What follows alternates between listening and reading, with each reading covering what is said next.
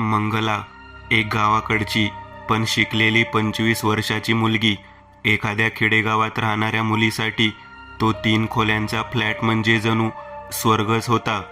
घराचा उंबरठा ओलांडला की बाईचं सासर सुरू होतं म्हणतात, पण हिच्या बाबतीत सगळंच उलटं होतं. माहेरी राब राब राबलेली ही पोरगी सासरी आली आणि तिला जणू नवं माहेरच मिळालं. सासू सासरे म्हणजे देवच होते जणू. उंबरठा ओलांडताना तिला सुनील बरोबरचा प्रवास डोळ्यासमोरून गेला. सुनीलने तिला बघितलं आणि तिच्या प्रेमात पडला. तसा सुनील मस्त माणूस होता. उंच पुरा, घारे डोळे, सुडौल शरीर आणि याला जोड अशी तीक्ष्ण बुद्धी. स्वतःच्या जीवावर उत्तम पैसे कमावणारा, तिशीला आलेला तरुण असेल. आज बिझनेस वाढवून मोठ्या आणि श्रीमंत लोकांमध्ये गणला जाणारा तो अजूनही मातीशी घट्ट नाळ जोडून होता.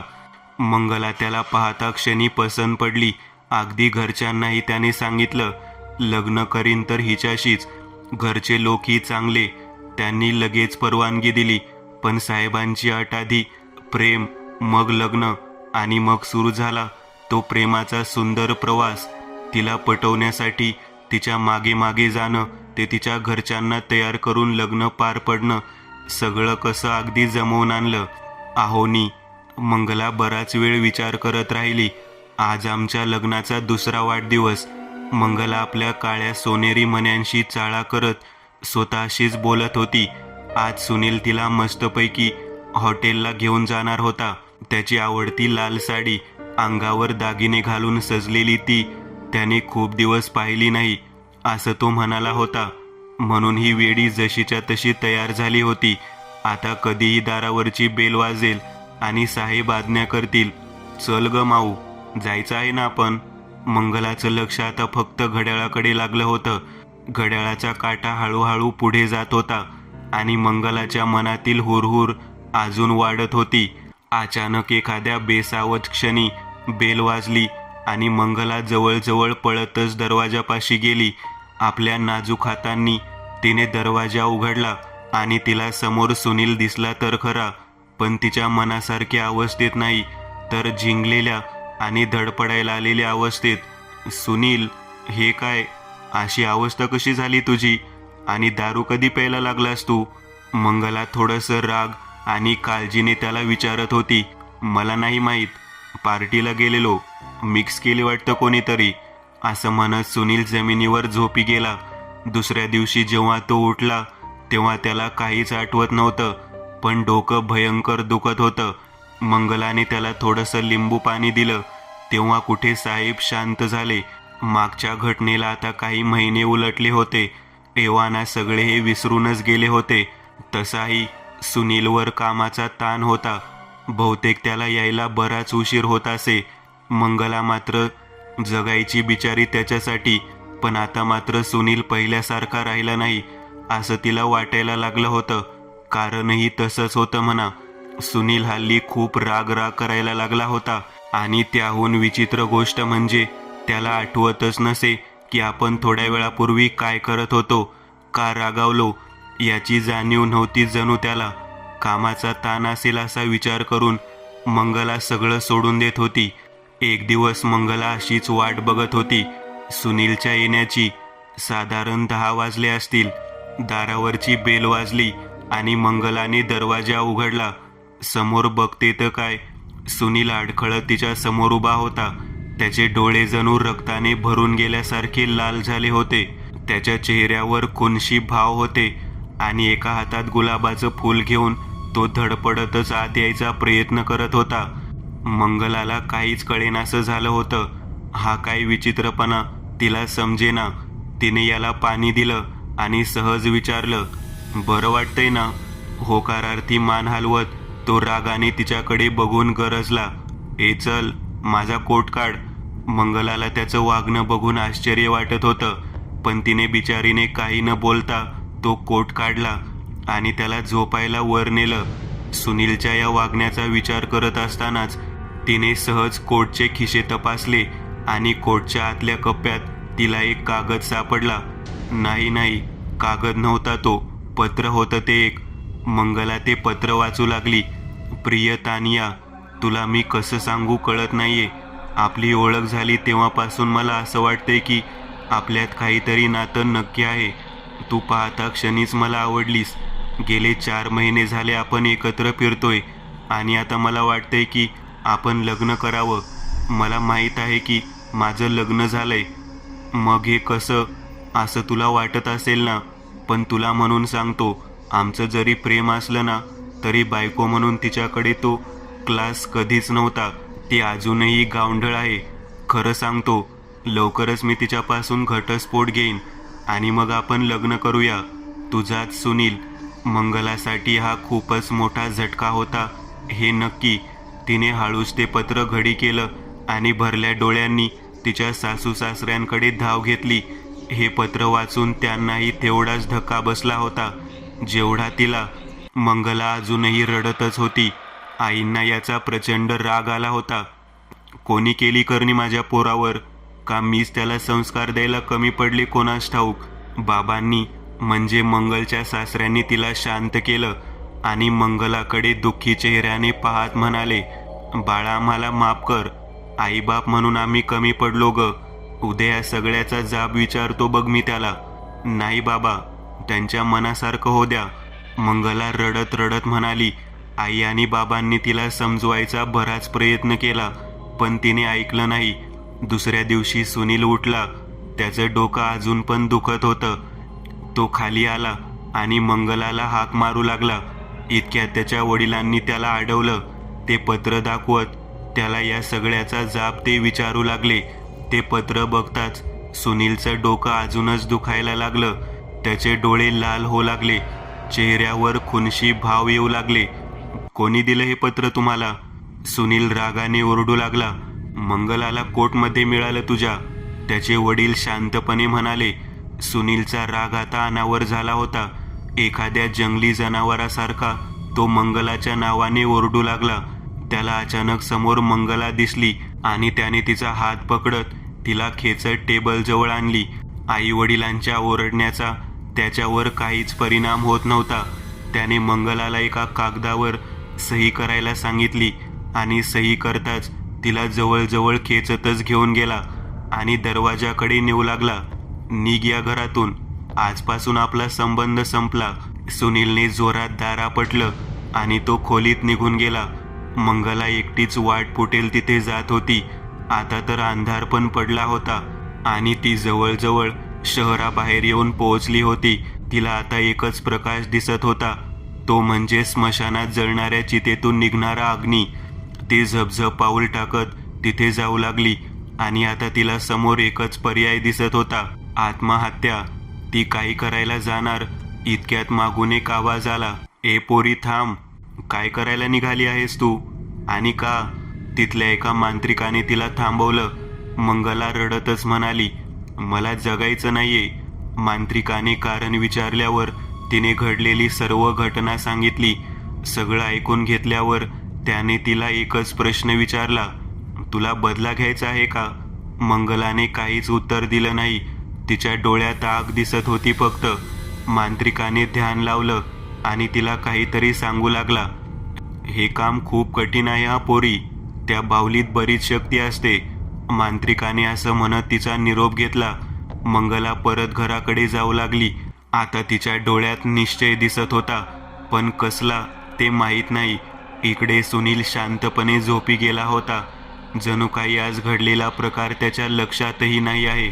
सकाळी नेहमीप्रमाणे सुनीलला जाग आली आणि त्याची नजर मंगलाला शोधू लागली, पण खोलीत कुठेच मंगला दिसत नाही. म्हणून तो तिला हाक मारत खाली येऊ लागला. त्याने त्याच्या आईला अगदी साधेपणाने विचारलं, आई मंगला कुठे आहे ग? त्याच्या आईचा पारा आता चढला होता.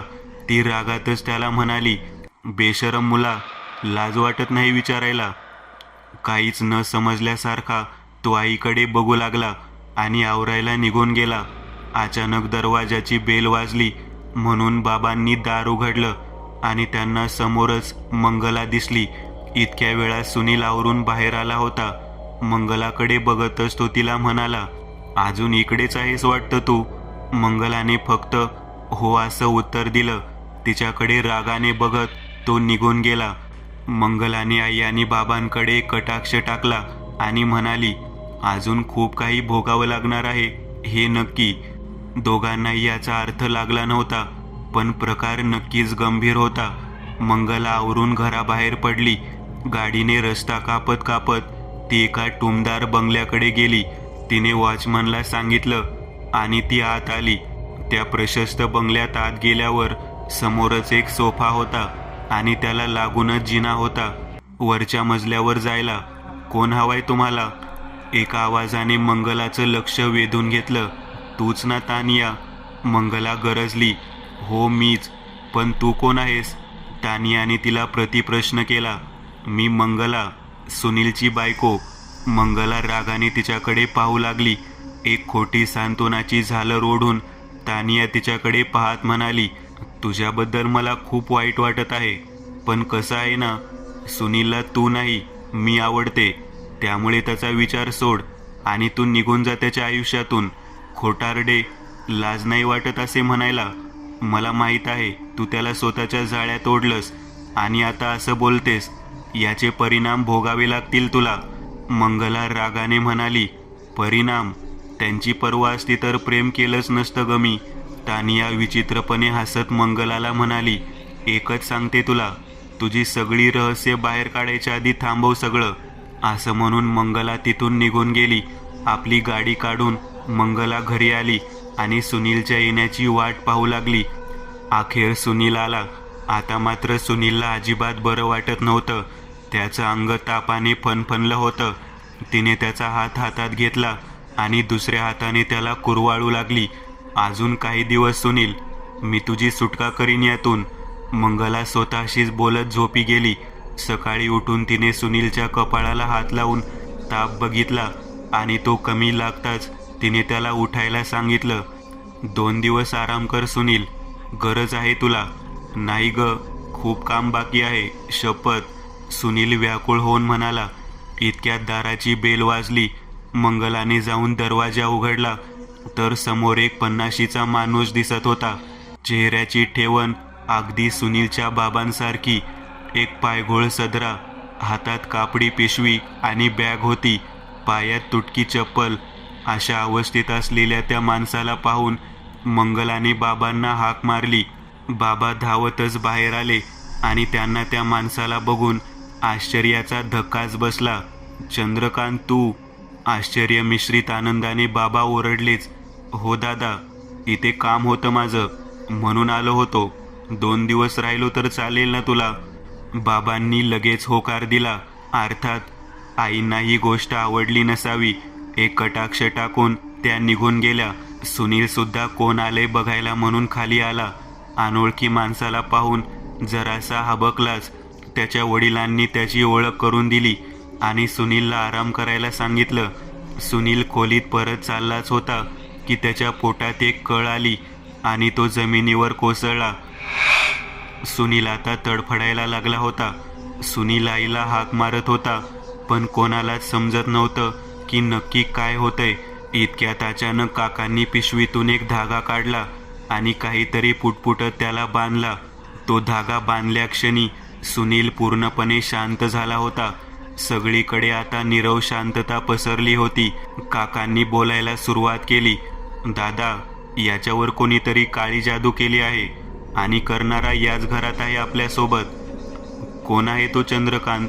बाबा ओरडले. याची बायको. आता मात्र सर्वजण मंगलाकडे पाहत होते. उगाच काही पण बडबडू नका भाऊजी. आईंनी चंद्रकांतला ओरडायचा प्रयत्न केला. मला माहीत आहे वहिनी, तुमचा यावर विश्वास नाही, पण मी स्वतः भूत घालवायची काम करतो. चंद्रकांत म्हणू लागला. एक काम कर, तू सुनीलला सांभाळ आणि तू कुठेच बाहेर जायचं नाही मंगला. एवढं बोलून बाबांनी चंद्रकांतला आपल्या खोलीत बोलावलं.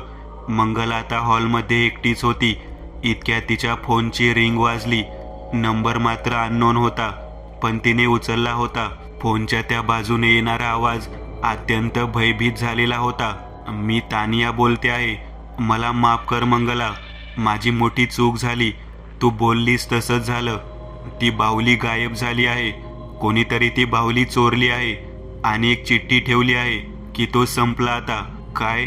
म्हणजे तो तांत्रिक खरं सांगत होता तर. मंगलाने तानियाला घरी बोलावलं, पण आता प्रश्न हा होता की घराबाहेर पडलं तर काय होईल. पण कोणालाही न कळता मंगला आता स्मशानाकडे जाऊ लागली होती. आता मात्र तिची नजर फक्त त्या मांत्रिकाला शोधण्याच्या कामात व्यस्त होती. आणि बरंच शोधल्यावर तिला तो दिसला, एका झाडाखाली आडवा पडलेला. तांत्रिक कधीच गतप्राण झाला होता. तिची शेवटची आशा आता संपुष्टात आली होती. तिची नजर त्या पडलेल्या शवाकडे गेली. त्याच्या हातात एक कागद होता. तिने त्याच्या हातातून तो कागद काढला आणि वाचू लागली. एका पुस्तकाचा कागद होता तो. बाहुलीची जादू अत्यंत शक्तिशाली जादू आहे. ही जादू करणारा माणूस समोरच्या माणसाच्या शरीराचा एक छोटासा भाग, जसा की केस, एका बाहुलीला बांधतो आणि मग ती बाहुली म्हणजे त्या माणसाला सतवायचं साधन बनते. या बाहुलीला त्या माणसाला तुमच्या मनाप्रमाणे वागवता येतं. आणि जोपर्यंत तो केस बाहुलीला आहे, बाहुलीचं नुकसान हे त्या माणसाला होतं. परंतु या बाहुलीने कोणाला मारणे सहज शक्य नाही, कारण यासाठी त्या माणसाला बाहुलीजवळ आणावं लागतं. यानंतर ती बाहुली राक्षसी होते आणि तिला थांबवणे निव्वळ अशक्य होते. याखाली एक छोटीशी ओळ लिहिली होती, जन्ममृत्यूच्या चक्रातून सोडवी दत्तगुरू. मंगला काय समजायचं ते समजून गेली. आता तिला मदत करू शकत होते ते दत्तगुरू. तिने आता नाम घ्यायला सुरुवात केली. 10, 20, 100 ती नाव घेत राहिली आणि अचानक तिला एक प्रकाश दिसू लागला. एक ऋषी समोर होते. त्यांनी तिला कानात काहीतरी सांगितले आणि डोळे उघडून बघ. तिच्या समोर एक अग्नी होता. कोणतंही इंधन नसूनही हा अग्नी जळत होता. तिने त्या अग्नीकडे पाहिलं तसा तो अग्नी तिच्या शरीरात लुप्त झाली. ती वेळ न दवडता घराकडे जाऊ लागली. ती घरी पोहोचली तेव्हा घराबाहेर तानिया उभी होती. घरातून विचित्र रंग आणि वासाचा धूर येत होता. घरचं दार बंद होतं. आजूबाजूला सर्व शांत होतं. जणू काही गुंगीचं औषध दिलं आहे त्यांना. दरवाजा उघडत नाहीये आणि मला चक्कर पण येते आहे, तानिया तिला म्हणाली. मंगलाने डोळे मिटले आणि आपला हात तानियाच्या डोक्यावर ठेवला. एक चांगलेपणाची लहर तिच्या शरीरातून गेली आणि तिला अत्यंत हलकं वाटू लागलं. मंगलाने दरवाजाला हात लावला आणि एका क्षणात दरवाजा उघडला. प्रचंड धुराचा लोट तिच्या दिशेने येऊ लागला आणि अचानक सर्वांचं लक्ष मंगला आणि तानियाकडे गेले. तुझ्या मुलावर, चंद्रकांत त्वेषाने बोलू लागला. मी केली करणी. नालायका, हिला ती बाहुली देणारा तू होतास चांडाळा. मंगलाने तानियाला समोर बोलावलं. तानिया सर्व काही सांगू लागली. मला सुनील खूप आवडायचा, पण त्याचं लग्न झालेलं असल्याने त्यांनी मला कधीच भाव दिला नाही. आणि मग मी सुनीलचं प्रेम मिळवायला बाहुलीचा उपयोग केला. आम्ही बिझनेसमध्ये पार्टीला एकत्र असल्याने मी एकदा त्याला दारू पाजली आणि त्याचा केस मिळवला. त्यानंतर तो केस मी याला आणून दिला आणि त्याने मंतरलेली बाहुली माझ्या हाती दिली आणि तिचा वापर करून मी यांच्यात वाद करण्याचा प्रयत्न केला. ते पत्रही मीच लिहिलं होतं. एवढं बोलून तानिया गप्प झाली. सुनील आता शुद्धीत आला होता. इकडे चंद्रकांत वेड्यासारखा हसू लागला. सगळं समजलं म्हणायचं तुम्हाला? हो, मीच दिली ती बाहुली आणि तुझ्याकडून गायब पण मीच केली तिला. मला माहीत असतं ना हा सुनील तुझा मुलगा आहे, तेव्हाच मारलं असतं त्याला मी. पण मला ते उशिरा समजलं, तेही मंगला तानियाला भेटल्यावर. आणि मग मी ती बाहुली चोरली आणि तुझ्या घरात घुसलो त्याला मारायला. आणि तुम्ही काहीच करू शकत नाही, कारण माझ्या भोवती रक्षक कवच आहे. आणि त्या बाहुलीला काही झालं तर सुनीलसुद्धा मरेल. आणि हो, आता त्या बाहुलीतला राक्षस त्याला मारून जागा होईल आणि रक्षक कवच नसलेल्या प्रत्येकाला मारून टाकेल. मला माहीत होतं की तू मला त्रास देणार, म्हणून तुला मी वाईट घोषित केलं आणि माझ्या ताकदीपुढे तो मांत्रिक पण टिकला नाही. आता मात्र मंगलाने आपला संयम सोडला. तिने तानियाला सांगितलं की पटकन जा आणि सुनीलचा तो धागा तोड. तानिया तो धागा तोडायला धावली. चंद्रकांत आपल्या पूर्ण शक्तीचा वापर करून एक काळ्या रंगाचा गोळा तानियावर सोडू लागला. तो गोळा तानियाजवळ पोहोचणार इतक्यात मंगला मध्ये आली. तिची टक्कर त्या गोळ्याशी झाली. एक भयंकर स्फोट झाला आणि चंद्रकांत आपल्या कवचातून बाहेर फेकला गेला. मंगलाच्या शरीरातून आता ज्वाला निघू लागल्या होत्या. तिने तानियाला हाक मारली, तानिया, जोपर्यंत तो केस त्या बाहुलीला आहे तोपर्यंत तिला मी नष्ट करू शकत नाही. चंद्रकांतचा केस उपट आणि सुनीलचा केस सोडवून तो केस बांध. तानियाने धावत जाऊन अर्धमेल्या झालेल्या चंद्रकांतचा केस बाहुलीला बांधला आणि सुनीलचा केस मुक्त केला. उशीर झालाय आता, उशीर झालाय. आता त्याच्या नाही पण माझ्या मरणाने मालक जिवंत होणार. या बाहुलीतला राक्षस जागा होणार. आपण दोघंही भाऊ. आपल्याला दोघांना पैसे मिळाले, पण तू मोठा झालास आणि मी मात्र कितपत पडलो. आणि याच गरिबीने माझा मुलगा हिरावून घेतला. माझा मुलगा गेला, तुम्ही सगळे जाणार. एवढं बोलून चंद्रकांत गतप्राण झाला आणि त्या लाकडी बाहुलीत हालचाल जाणवू लागली. तिचा आकार वाढत गेला. तिचं लाकडी शरीर फुलायला लागलं. तिच्या डोळ्यातील खोबणी अधिक गडद आणि राक्षसी दिसू लागल्या. त्या बाहुलीने आपल्या पोटातील सुया काढून टाकल्या आणि हातातल्या सुऱ्याने सुनीलवर वार करायला हात उचलला. आई आणि बाबांना हे बघवणार नव्हतं. त्यांनी डोळे बंद केले, पण मंगलाने आपला हात मध्ये घातला. जणू काही झटका बसावा असं तो राक्षस फेकला गेला. मंगलाने एक वार सुनीलकडे बघितलं आणि ती तानियाला म्हणाली, तानिया, मला वचन दे की तू याचा सांभाळ करशील आणि माझ्या मृत्यूनंतर त्यांच्याशी लग्न करशील. माझा मृत्यूच तुम्हाला यातून वाचवू शकतो. तो अग्नी त्याच्यासोबत माझेही शरीर भस्म करेल. तानियाच्या डोळ्यात अश्रू तरारले. तिने सुनीलच्या डोक्यावर हात ठेवला आणि मंगलाला होकार दिला.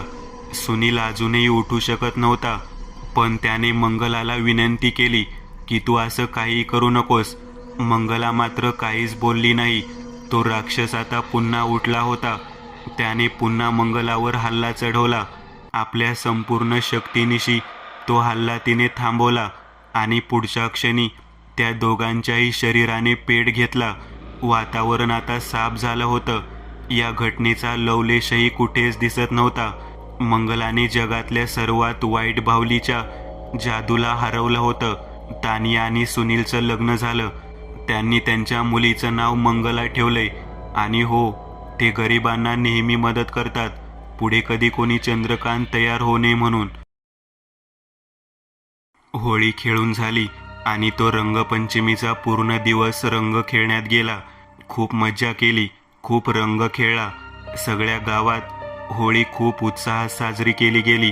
आणि आता होळीच्या दुसऱ्या दिवशी मस्तपैकी बकऱ्याचं मटण खायचं होतं. पुढचा दिवस उजाडला. सगळीकडे नुसती बकरी पडत होती. ज्याच्या त्याच्या घरात मस्तपैकी मटणाच्या रश्श्याचा वास येत होता. परंतु आजही बापाला काहीतरी अर्जंट कामासाठी बाहेरगावी जावे लागले. त्यांच्याही घरी तीच सगळी तयारी चालू होती. घराचे सगळे नियोजन लावून घराबाहेर पडले होते. मग काय, दुपारपर्यंत सगळ्यांच्या घरात मटण बनवून तयार झालं आणि जो तो देवीचा नैवेद्य घेऊन देवीच्या मंदिराकडे निघाला. देवीचं मंदिर गावापासून जवळजवळ 3 किमी होतं आणि रस्ताही खूप विचित्र होता. म्हणजे सुरुवातीला काही वाटत नव्हतं आणि नंतर भलं मोठं जंगल, लगेच आणि 1 किमी तो जंगलाचा रस्ता संपून झालं की थोडं मोकळं माळरान लागायचं. आणि जसजसं थोडं पुढं जाऊ घनदाट झाडी लागलीच आणि एक मोठा ओढा लागतो. तो ओढा थोडा अभद्र मानला जातो. म्हणजे गावातील म्हाताऱ्या कोताऱ्या लोकांना तिथं काही वेगळेच अनुभव आले होते असं ते म्हणतात. परंतु नंतर लोकांना असे काही अनुभव आले नाही. पण अजूनही एकट्याने जातं किंवा दोघांनाही तिथून जाताना त्यांचं काळीच फडफड करतं, म्हणून तिथून जास्त कुणी जात नाही. फक्त ह्या अशा वेळेलाच लोक ग्रुप करून जातात आणि नंतर सगळे सोबतच वापस येतात. आणि आजही तसंच चालू होतं. तो ओढा संपला की पुढं अजून 1 किमी देवीचं मंदिर होतं. आज जवळपास सगळेच लोक 15-20 जणांचा घोळका करून देवीला नैवेद्य दाखवून येत होते. परंतु बाप्याच्या घरी अजूनही बाप्या आले नव्हते, म्हणून त्यांच्या घराचं अजूनही कोणी नैवेद्य दाखवायला गेलं नव्हतं. घरातील कर्ता पुरुष म्हणून दरवर्षी तेच जात असत. म्हणजे तसे कुणालाही जायला जमते. परंतु बाप्या दरवर्षी जात असत. परंतु आज 5 वाजले तरीही बाप्पा घरी आले नव्हते. आता त्यांची वाट बघून घरच्यांना पण भूक लागली होती, परंतु नैवेद्य दाखवल्याशिवाय खायला जमत नसे. 6:30 वाजले, अजूनही बाप्पाचा यायचा पत्ता नव्हता. मग नाही हो करत शेवटी 1 तासानंतर नानाने नैवेद्य घेऊन जायचं ठरवलं. नाना हे बाप्याचे लहान भाऊ, वय जवळजवळ 35 होतं. मग काय, बाप्पाच्या मंडळींनी नैवेद्य बांधून नानाकडे दिला आणि नाना निघाले. थोडं पुढं गेल्यावर गावातील 10-15 जण त्यांना मंदिराकडून येताना दिसली, परंतु आता तिकडं जाणारं कोणी दिसत नव्हतं. गावातील लोकही आता कोणी त्यांच्यासोबत नव्हती, म्हणून त्यांना आता एकट्याने जाणं भाग होतं. ते आता सरासरा पाय टाकत मंदिराकडे निघाले. अंधारही पडला होता, म्हणून त्यांना पटकन जाऊन येणं होतं. आता ते सुरुवातीला लागते त्या गर्द झाडी असलेल्या जंगलात येऊन पोहोचले. तिथं रातकिड्यांची किरकिर सुरूच होती. नानाच्या मनात आलं, थोडी भीती यायला लागली. ते आता अजून थोडं वेगाने चालू लागले आणि त्या ओढ्याजवळ येऊन पोहोचले. आता त्यांना म्हाताऱ्या लोकांनी तिथल्या ओढ्याचे सांगितलेले किस्से आठवू लागले. आता त्यांच्या मनात भीती घर करू लागली. त्यांना लवकरात लवकर तिथून निघू वाटायला लागलं आणि त्यांच्या चालण्याची जागा आता पळण्याने घेतली आणि ते पळू लागले. पळता पळता त्यांना ठेच लागली आणि ते एका बाजूला कलले आणि त्यांच्या डोक्यावर असलेला नैवेद्य थोडा सांडला. परंतु त्यांनी स्वतःला सांभाळलं आणि परत सरळ होऊन धावत सुटले आणि ते थांबले. ते थेट जाऊन मंदिरात नैवेद्य दाखवला. देवीच्या पाया पडून त्यांनी देवीचा अंगारा कपाळाला लावला आणि थोडा तिथल्याच एक कागदात बांधून घेतला. अजून एकदा देवीच्या पाया पडून देवीचं नाव घेऊन नाना गावच्या दिशेने निघाले. मनात अजूनही भीती होतीच. आता हळूहळू ते पुढं चालू लागले, कारण त्या ओढ्याच्या दिशेने त्यांचे पाय उचलतच नव्हते. परंतु गावात जायला ओढा ओलांडून जावं लागायचं, दुसरा कोणताच रस्ता नव्हता. आणि शेवटी नाना ओढ्याजवळ येऊन पोहोचलेच. आता त्यांचं हृदय एवढं धडधडू लागलं की त्याची धडकन नाना सहज ऐकू शकत होते. त्यांनी एक क्षण ओढ्यावर नजर टाकली आणि आपला पाय उचलला. तेच त्यांना पुन्हा ठेच लागली आणि ते खाली पडले. देवाचं नाव घेऊन ते उठू लागले. तोच त्यांच्या कानी एक आवाज पडला, अजून दे ना. आणि नानांनी दचकून आजूबाजूला पाहिलं, कोणीच नव्हतं आणि ते देवाचं नाव घेत उठले आणि चालू लागले. त्यांनी जसा पुढे पाय ठेवला तसंच मागून कोणीतरी एक पाय पुढं ठेवलाय असे जाणवू लागले आणि नाना पुरते घाबरले. हिम्मत करून ते पुढं चालू लागले, परंतु मागून आता मोठा भदाडा पायांचा आवाज येऊ लागला. कुणाच्या तरी बुटांचा, म्हाताऱ्या माणसासारखा बुटाचा. आणि अजून एकदा आवाज आला, ए पोरा, दिना अजून. आणि जोरात किंचाळण्याचा. आता तर नानाला प्राण जातोय की काय असंच वाटत होतं आणि ते जोरात पळत सुटले. तसंच मागून जोरात पाय आपटण्याचा आवाज येऊ लागला आणि कोणीतरी जोरात ओरडण्याचा आवाज आला, थांब. आणि जोरात कोणीतरी कमरेत लाथ घातली आणि नाना कोसावर जाऊन पडले. नानाला खूप जोराची लाथ पडली होती. वेदनेने ते विवळत होते. त्याची भीतीनं इकडं तिकडं नजर गेली, परंतु कुणीच नव्हतं. परंतु कुणाचं तरी रागानं गुरगुरण्याचा आणि तिखट लागल्यास हुश करण्याचा आवाज येऊ लागला आणि नानाच्या सर्वांगाला घाम फुटला. तो आवाज अजून जास्तच वाढला. आवाज नानाच्या उजव्या बाजूने येत होता. त्यांनी तिकडं मान फिरवली आणि नानाचे डोळेच फिरले. तिथे एक म्हातारा माणूस अंगणात बसला होता. अंगात एक खमीस आणि धोतर, डोक्यावर पटका, लाल बुंद डोळे, रागीट चेहरा, काळसर चेहरा आणि पायात चामड्याचा बूट आणि त्याच्या हातात काहीतरी होतं. ते खात होता. ते तर मंदिराकडे जाताना त्याचा जेव्हा तोल गेला होता तेव्हा त्याच्या नैवेद्यात असलेलं थोडं मटण खाली पडलं होतं आणि तो म्हातारा तेच खात होता. त्याचं खाणं झालं आणि त्याने नानाकडे बघून जोरात ओरडला, अजून दे. आणि नाना जागीच बेशुद्ध झाले. रात्रभर जेव्हा नाना घरी आले नाही तेव्हा सकाळी 5 वाजता बाप्पा आणि काही गावकरी त्यांना शोधायला गेले तेव्हा त्यांना नाना गावच्या बाहेर जंगलाच्या थोडं आत सापडले. त्यांना घरी आणले. शुद्ध आल्यास झालेला सगळा प्रकार त्यांनी सांगितला. तेव्हा कळलं की तो केराबा माळी आहे. त्याने तिथल्याच एका झाडाला गळफास लावून घेतला होता. अजून तिथल्या येणाऱ्या जाणाऱ्या लोकांना तो त्रास देत असतो. तू देवीचा अंगारा कपाळावर लावला होतास, तू सोबतही आणला होतास म्हणून तू तेवढ्यावर वाचला.